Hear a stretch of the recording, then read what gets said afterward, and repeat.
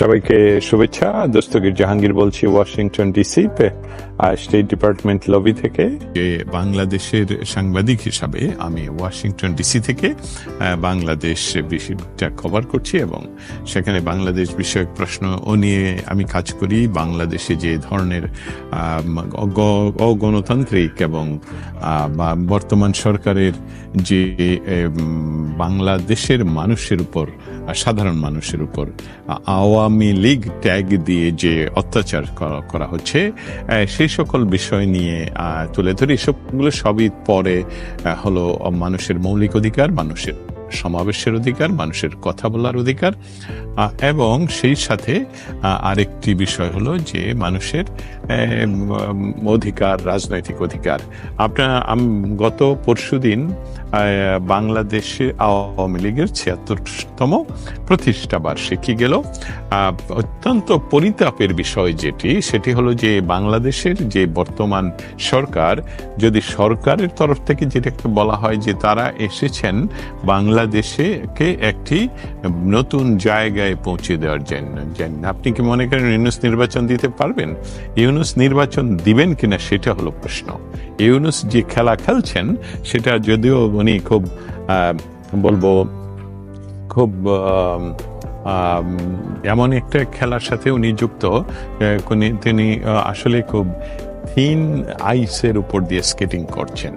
আমি এটা বলতে পারি উনি খুবই থিন আইসের উপর দিয়ে স্কেটিং করছেন। কিন্তু দস্তগীর জাহাঙ্গীর ভাই, এই দুঃসময়ে আপনি যেভাবে দেশ ও জাতির পক্ষে অক্লান্ত পরিশ্রম করে যাচ্ছেন আওয়ামী লীগের পক্ষ থেকে, আমি এই কথাটা আবারও আপনাদেরকে বলি যে বাংলাদেশ ৭১, বঙ্গবন্ধু জয় বাংলা, আমাদের স্বাধীনতা, এই সকল বিষয় নিয়ে আসলে আপোষ করার কোনো উপায় আমাদের নেই।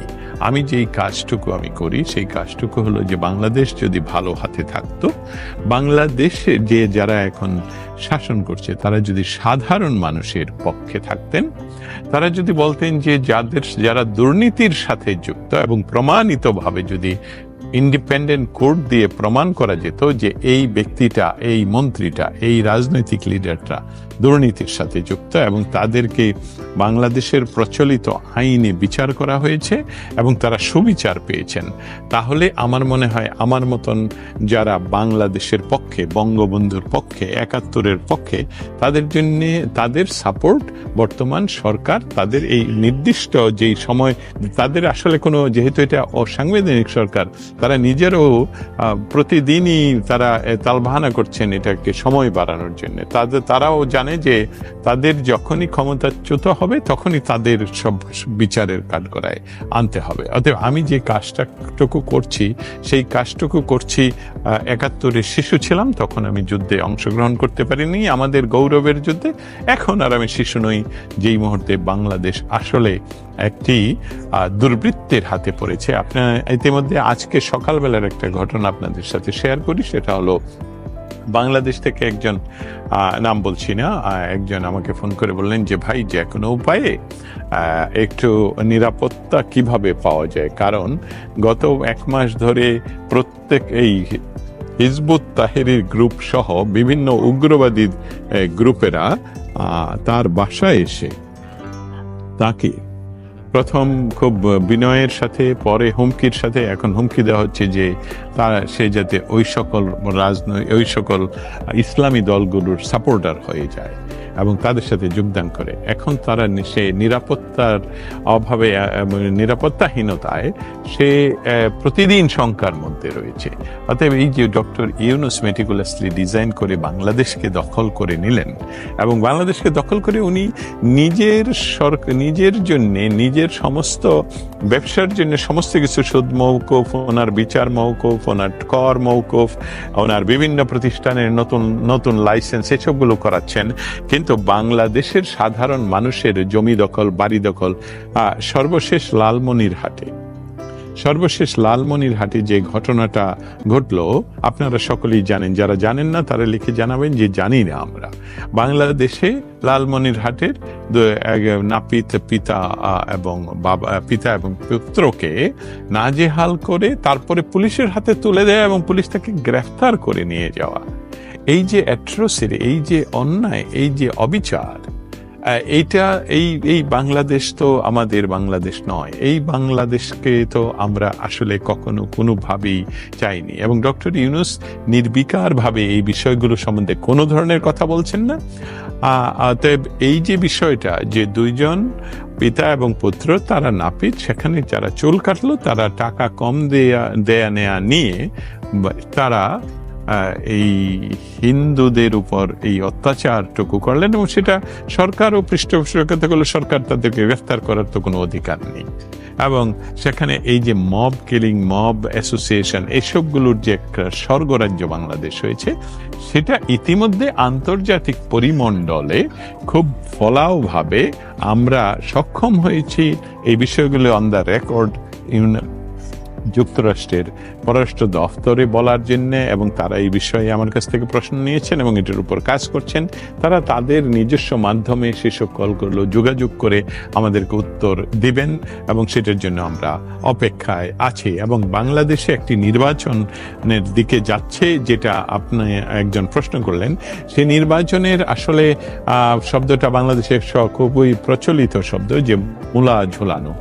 আমার মনে হচ্ছে ডক্টর ইউনূস যে অনির্বাচিত সরকার, এবং এই অনির্বাচিত সরকারের মূল চাহিদা হলো সে যদি দীর্ঘ সময় ক্ষমতায় না থাকতে পারে, কারণ এই সরকার তত্ত্বাবধায়ক সরকার নয়, এই সরকারের কোনো রাজনৈতিক ম্যান্ডেট নেই, এই সরকারের কোনো সাংবিধানিক ম্যান্ডেট নেই, এই সরকারের জনগণের সাথে তার সম্পৃক্ততা বলতে একদমই শূন্য।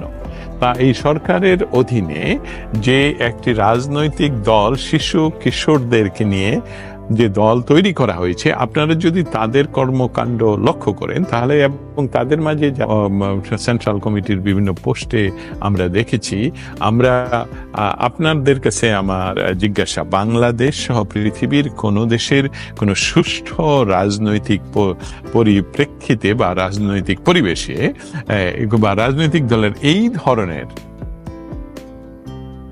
আগেই পালাবে এই ধরনের রাজনৈতিক, যাদের কোনো শিক্ষাগত যোগ্যতা নেই, তারা এখনো বলা হচ্ছে তারা পড়াশোনা করছে, কিন্তু তারা আসলে স্কুল কলেজে যাচ্ছে না। তারপর তাদের রাজনৈতিক কোনো জ্ঞান নেই, আন্তর্জাতিক রাজনীতি সম্বন্ধে জ্ঞান নেই, দেশ পরিচালনার যে প্রচেষ্টা তারা নিয়েছে, তারা আসলে হুট করে এসে ক্ষমতা দখল করে মানুষকে মেটিকুলাসলি ডিজাইন করে, উত্তেজিত করে, সাধারণ মানুষকে ইমোশনাল ব্ল্যাকমেলিং করে, আমি শুধু সাধারণ মানুষের কথা বলবো না, এমনকি শিল্পী, কলাকুশলী, বাংলাদেশের কবি, সাহিত্যিক, ফিল্ম মেকার, বহু মানুষদের সবার অনেকের কাছেই তারা যে কাজটুকু করেছে, সেই কাজটুকু কি করেছে, তারা ব্ল্যাকমেইল করে ক্ষমতা দখল করেছে ডক্টর ইউনূসের নেতৃত্বে। এবং ডক্টর ইউনূস এখন তালবাহানা করে যাচ্ছেন যে নির্বাচন কবে দিবেন, উনি সেটা মুখে বলছেন না। এটা তো সাধারণ মানুষের জানা উচিত, বা সাধারণ মানুষ এত বোকা নয় যেটা উনি লন্ডনে বসে আবারও অপমান করেছেন যে বাংলাদেশের সাধারণ মানুষকে নাকি টাকা দিলেই ভোট কেনা যায়।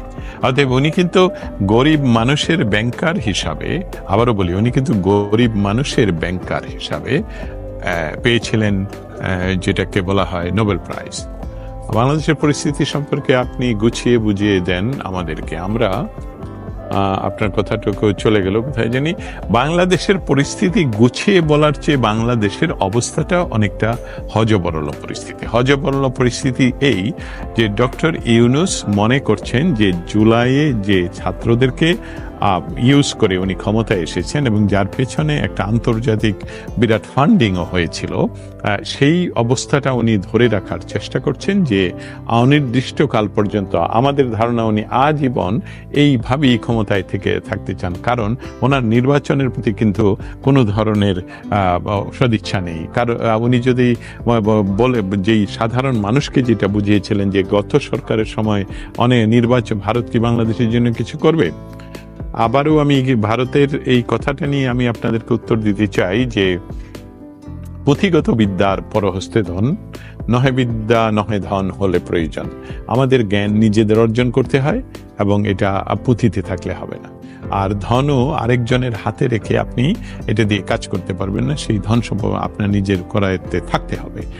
ভারত আমাদের পরীক্ষিত বন্ধু বাংলাদেশের, এবং বাংলাদেশের স্বাধীনতা সংগ্রামের সময় ভারত নিঃশর্তে এবং এমন আসলে বলা যায় নিঃশর্তে বাংলাদেশের স্বাধিকার আন্দোলনের সময় তারা আমাদেরকে সাপোর্ট করেছে। কিন্তু বর্তমান সময়ের কথা চিন্তা করে দেখুন যে, এবং পৃথিবীর ইতিহাসে একমাত্র দেশ, এখনো পর্যন্ত একমাত্র দেশ, অন্য দেশের কথা আমি এখনো মনে করতে পারছি না, যদি আপনারা কেউ রেফারেন্স দেন তাহলে ভবিষ্যতে শুধরাই নেব, যে দেশের কোনো সৈন্য অন্য দেশে কোনো যুদ্ধ পরিস্থিতি মোকাবেলা করার জন্য ঢোকার পর তারা ফিরে এসেছে। উদাহরণস্বরূপ বলতে পারি ডক্টর জঙ্গি ইউনুস বাহিনী শহরে একই সময় মামলাবাদীর রাস্তা ঠোকা। অফকোর্স আপনারা তো সবই জানেন যে কথাটা বলছিলাম, যে জাপানে সেই সেকেন্ড ওয়ার্ল্ড ওয়ারে জাপান এবং জার্মানিতে যে আমি যে দেশের থেকে আপনাদের সামনে লাইভে কথা বলছি, এই দেশের সৈন্য যে সেখানে গিয়েছে,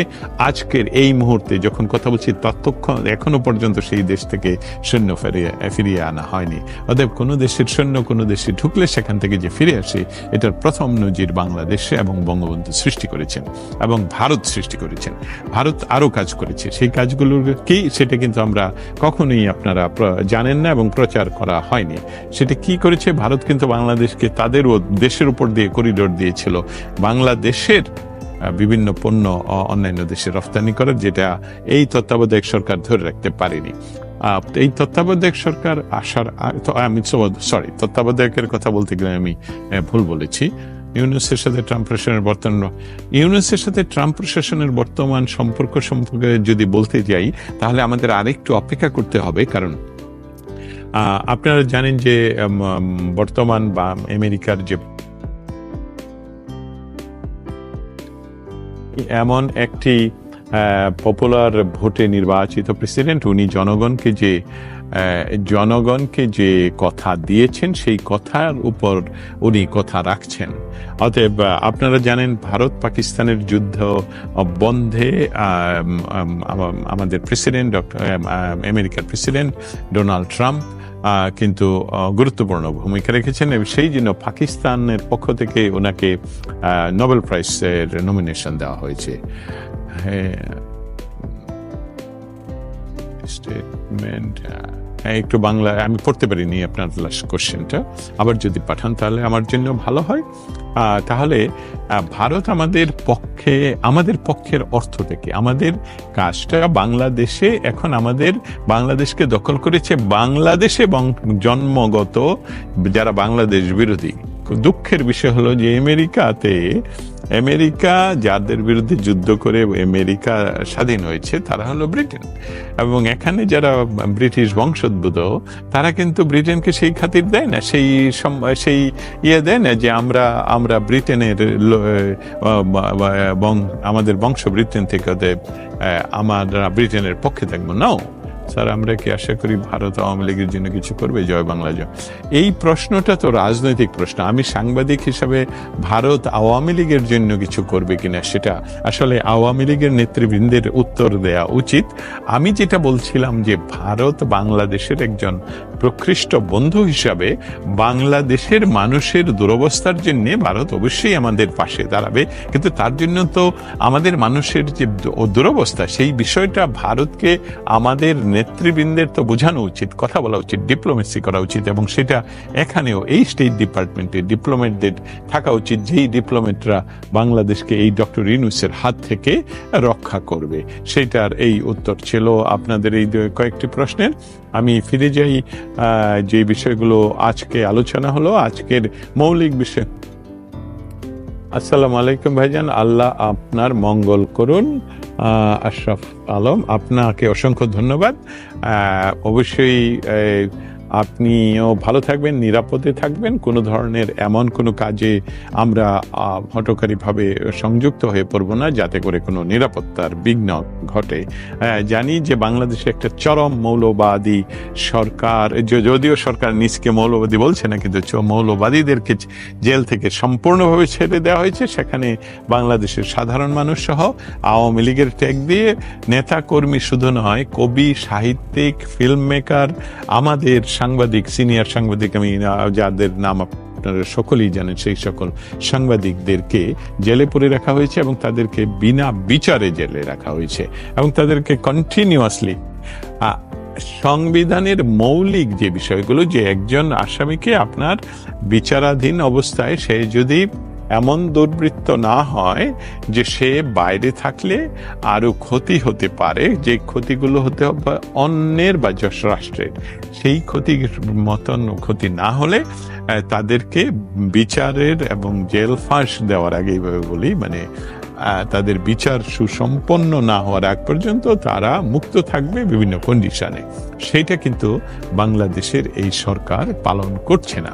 অতএব গোড়াতেই সাবেক